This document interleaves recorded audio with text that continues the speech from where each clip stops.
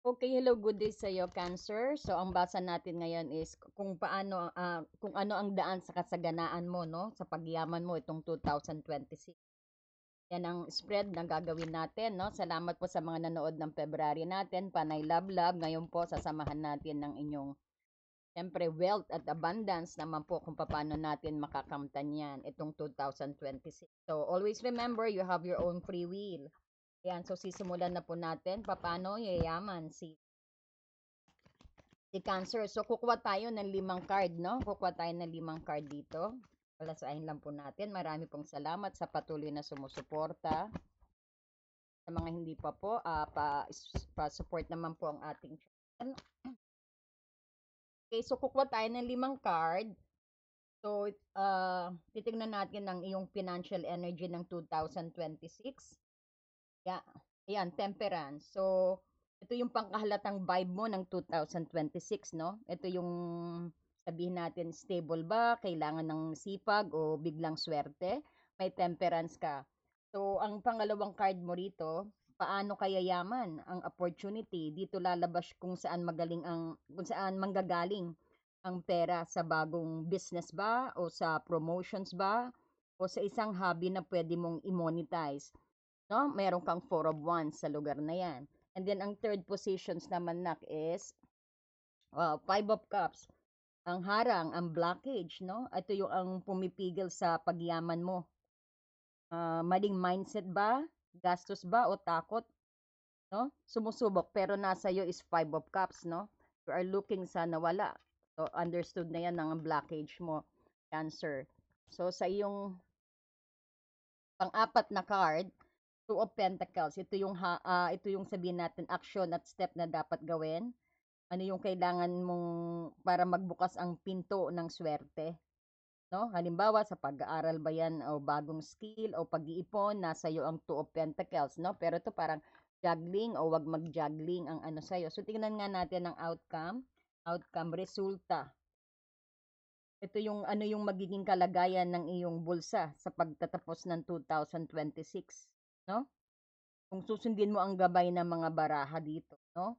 So, himay-himayin na natin ang bawat ano, no? Bawat ibig sabihin ng card dito. As you could see, merong temperance.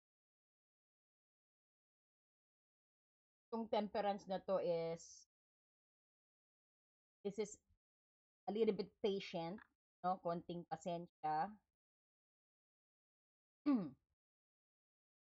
At ito yung sabihin natin, hindi madalian, no? Sabihin natin, hindi madalian ang ano ng pera sa iyo. Parang ito yung ano, yung 2026 na vibe mo. Um, ito rin yung sinasabi natin na parang ano, no, parang gawin natin na yung financial energy 2026 is ito yung financial energy is temperance, no? Ang energy mo sa simula ang taon ng balance at moderations din.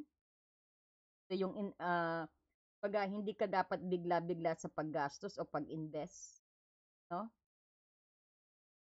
Ang susi sa iyong pagyaman ay ang pagiging patient. So, kailangan mong paghaluin ang iyong intuitions at practical logic dito.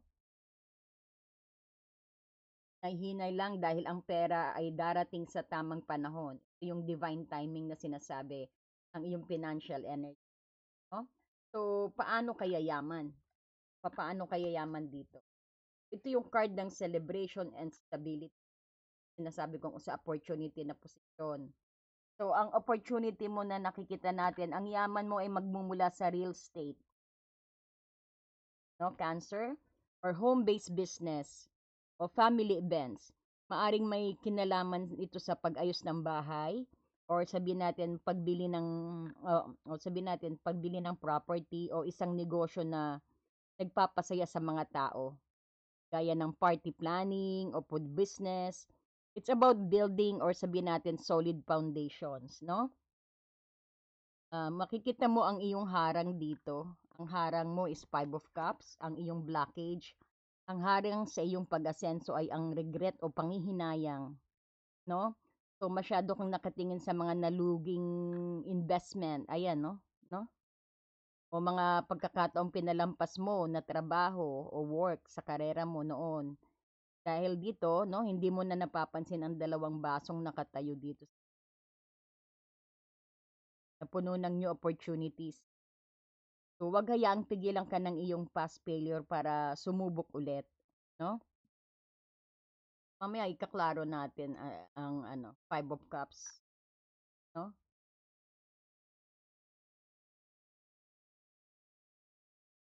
Klaro na kayo.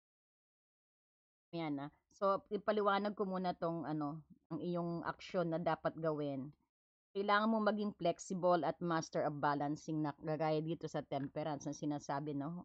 Huwag ilagay ang lahat ng itlog mo sa isang basket lang, no? Kailangan mo matutong mag-juggle ng iyong budget, no? Magandang oras ito para kumuha ka ng part-time o pagsabayan ng dalawang source of income ng maayos maging madiskarte ka sa cash flow mo, no? So ang 10 of wands dito. So ang 10 of wands dito, ang resulta, ang card na ito yung mabigat na tagumpay na sinasabi, no? So mapapagod ka, Cancer, ang pagyaman mo sa dulo ng 2026 ay may kasamang sabi nating malaking responsibilidad o responsibility, maaring sobrang daming ng orders o project. Ang warning dito yung yumayaman ka na, huwag mong kalimutang mag-delegate o humingi ng tulong para hindi ka ma-burnout sa success, sa heavy. Kasi yan, no? Hindi mo sinishare ang iyong ano. Yayaman ka na, basta kailangan i-share mo yan, no? I-share mo yung mga dalahin mo. Okay? So, ang golden strategy para sa iyo, Cancer, sa 2026, huwag magmadali ng yaman. Ito yung slow rock ngayong taon, no? Itong temperance kasi. So, mag-focus ka sa mga proyektong may kinalaman sa tahanan o magbibigay ng saya sa'yo. So, itigil mo ang pagsisisi sa nakaraan. Ibig sabihin, tumingin ka sa harap, no? Tumingin ka sa likod dahil may dalawa pang nakatayo dito, no? Wag mong indahin na yung dating nalugi, na-scam. Move on, parang gano'n, no? So, makikita mo ang 10 of wands dito. Maghanda sa hard work. Ang yaman ay bunga ng isang pagod. Ayan ang nakikita natin, no? Talaga din, ito yung sinasabi na talagang hard work na mai-enjoy mo. Na parang you will enjoy the fruit of your labor pero kailangan mong mag-delegate sa trabaho since na mayaman ka na, no? So, mga ka-angel, happy angel na Cancer, ang iyong card ay nagsasabi ng patience is virtue rito. So ang ganda ng Four of Wands kasi may celebrations na magaganap sa inyong bulsa, no? Pero kailangan natin pag-usapan ng Five of Cups dito, no? Ano bang iniiyakan mong spilled milk na pumipigil sa iyong swerte rito? So alamin natin kung paano mo yan malalampasan, no? Para makuha ang tagumpay mo ng Ten of Wands. So, I wanted to, dito, i-clarify muna din ang iyong Four of Wands. Tignan natin ang clarifications ng Four of Wands, Ace of Cups, kung anong pang skill na dapat mong gawin. Transformation. At Six of Pentacles. Ito yung pundasyon na sinasabi natin ng joy. No? Ang Four of Wands na stability. Ito yung mag-overflow ng emotions at bagong simula mo. So, ang yaman mo ay magmumula sa isang bagay na mahal mo. O sabihin natin, fashion. Maaring isang family business o isang proyekto sa loob ng tahanan na magbibigay ng isang labis na kasiyahan. So, ibig sabihin, yayaman ka habang masaya ang puso mo. No? Ayan. So, because andito ang Ace of Cups. So, sa opportunity pa, andito ang death. Ito yung malaking pagbabago. Ang vibe. Huwag matakot because ang death card, ito yung hindi tungkol sa katapusan. Kundi tungkol sa transformations, no? Meaning po, para yumaman sa 2026, kailangan mong patayin ang lumang paraan mo ng paghawak ng pera, no? Kung dati ay takot ka, kailangan mamatay ang takot na 'yan. Kung may dead-end job o business na hindi na nagbubunga sa'yo, ito ang oras para bitawan 'to. So, ang shift na kailangan mong mag-evolve. Isang malaking cycle ang matatapos para magbigay daan sa mas malaking income para sa'yo, 'no? So, nakikita mo ang Six of Pentacles andito rin. Ito yung sinasabi ang daloy ng grasya, 'no? Ang vibe nito, generosity, balance, and giving and receiving na. So, ang meaning, dito lalabas ang tunay na yaman, 'no? Ang Six of Pentacles ay nagpapakita ng reciprocity. Habang tumutulong ka sa iba, giving, lalong bumabalik sa iyo ang grasya, which is receiving, 'no? Ito yung sabihin natin investments, 'no, o support. Maaring may makuhang tulong or grant mula sa iba o ikaw ang magiging posisyon na mag-hire ng mga tao para tulungan ka sa iyong lumalaking negosyo. No, ito yung balance, 'no? Magiging balanse ng iyong inflow at outflow ng pera, asahan mo 'yan, 'no? Kung susundin mo 'to, nak. So, kung makikita mo ang kabuuang mensahe ng iyong 2026 para sa iyo Cancer ay taon ng rebirth of abundance, 'no? May rebirth ka, malaking pagbabago sa iyong abundance, 'no? Magsimula ka sa isang masayang selebrasyon o bagong idea na malapit sa puso mo, 'no? Tandaan mo 'yan. Ngunit kailangan mong maging matapang at iwan yung mga lumang habits o sitwasyon na hindi na nakakatulong sa iyo, 'no? 'Yan ang advice ng death. So, kapag nagawa mo na yung pagbabagong iyon, magbubukas ang pinto para sa iyong masaganang daloy na pera, 'no? Kung saan hindi lang mapupuno ang sarili mong bulsa, kundi makakatulong ka pa sa iba, 'no? So so Cancer, para yumaman kailangan mong bitawan ang luma para may espasyo ang bago, 'no? Tandaan mo 'yan because ang 2026, 'no, ito yung advice ko, ay tungkol sa pagiging bukas palad 'yan, 'no? The more you share, the more you will receive, 'no? 'Yan ang Six of Pentacle message. So, parang gusto kong iklaro itong ano, yung sabihin natin, ah, bigyan kita ng road to riches checklist, 'no? Ito yung master art and balance because you have the temperance. Ito yung parang dapat mong gawin na parang sabihin natin, 'wag magmadali sa mga get rich quick scheme. Tatandaan mo 'yan dahil nga ang sabi sa'yo, 'no, hindi dapat minamadali ang pagyaman mo.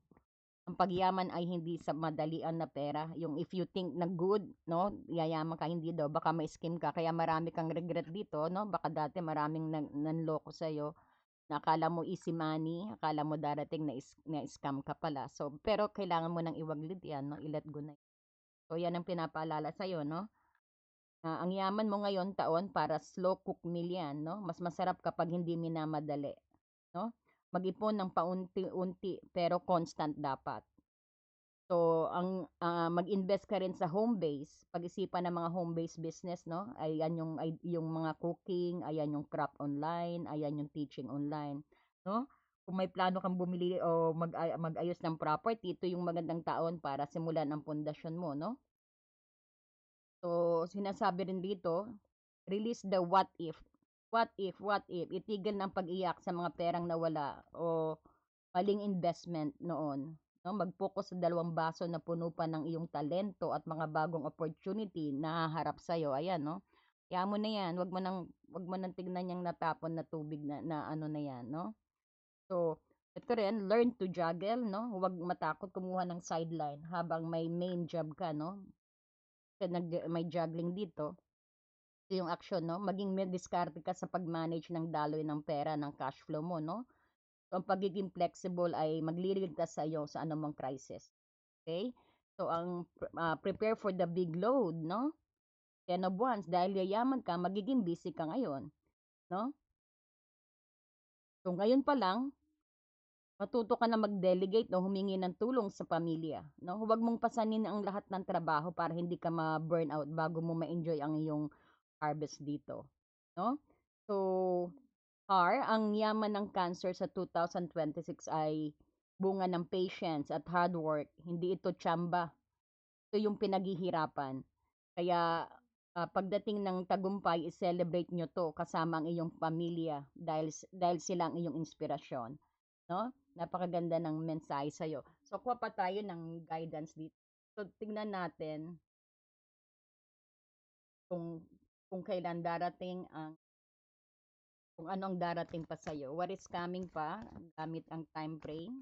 Tignan nga natin kung kailan anong best time na kung sinong gustong maggawa ng business, no? Ano ang magandang time frame na ibibigay sa'yo.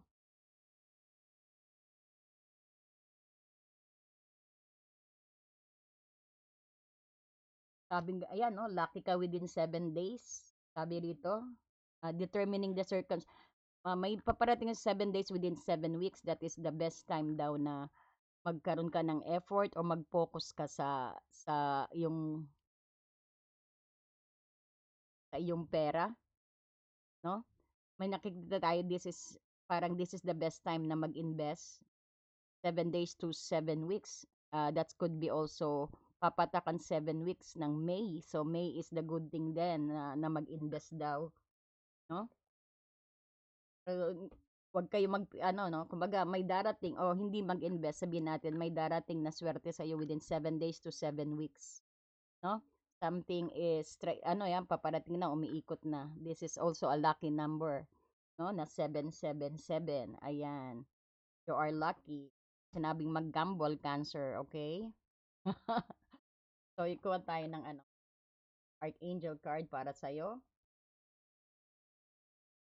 Para kay Cancer sa kanyang 2,000 na gabay. Ayan na. Spread your wings daw, Cancer. Sabi ni Archangel Ariel, do not hold back. Do not hold back right now. Kaya sabi, 'di ba, timing daw. Perfect timing, no? Ngayon tignan mo yung binigay sa na ni Archangel Ariel, no? Timing daw, ang divine timing daw ang iyong pagyaman itong 2026 na darating. Pero yayaman ka ng 2026 if you follow this, pero always remember, meron kang own free will. So sabi ni Archangel, do not hold back. Hayaan mo lang. Ang timing, the timing is perfect and you are ready to soar. Spread your wings. Talagang magaan, talagang yayaman ka, no? Talagang yan yung ipapakita mo yung skills mo, yung kakayahan mo rito. Gagamitin mo ang yung skills, kakayahan, no?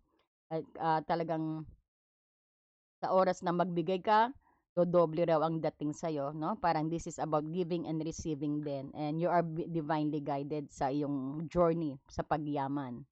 No? Wag kahit isang isang ano lang, kumbaga nakita mo 'yan, mga scam na 'yan, baka hindi totoo, no? Iwaglit na raw 'yan, 'yan ang importante. So wag kang titigil sa mga dating dismayado ka, no? Because the timing is perfect. Ang pagyaman mo is the perfect timing na binigay sa iyo, no? And of course, andito rin yung healthy lifestyle. Sabi ni Archangel Raphael sa iyo, healthy lifestyle. Eat a healthful diet, get adequate sleep and exercise regularly for optimal health. Ayan, go on organic, no? Wag puro panay panay mantika, wag panay calorie, no? Kumain din ng gulay at organic din ang ano ninyo, no? Ang iyong tangkilikin, kung kaya nyo mag-farm, mag-farm kayo. Ayan. So, sana nagustuhan mo na ang ating basa sa iyo at sa hindi pa po nakakapanood ng inyong love life sa Marso, napakagandang advice po, no? Sana po panoorin ninyo. Lalagay ko po sa very the end ng video. Marami pong salamat sa patuloy na sumusuporta kay Happy Angel Reading. And thank you so much po and God bless you. Ayan, marami pong salamat sa mga comment ninyo, sa mga positive comment na na-inspired po ako. Thank you so much and God bless you.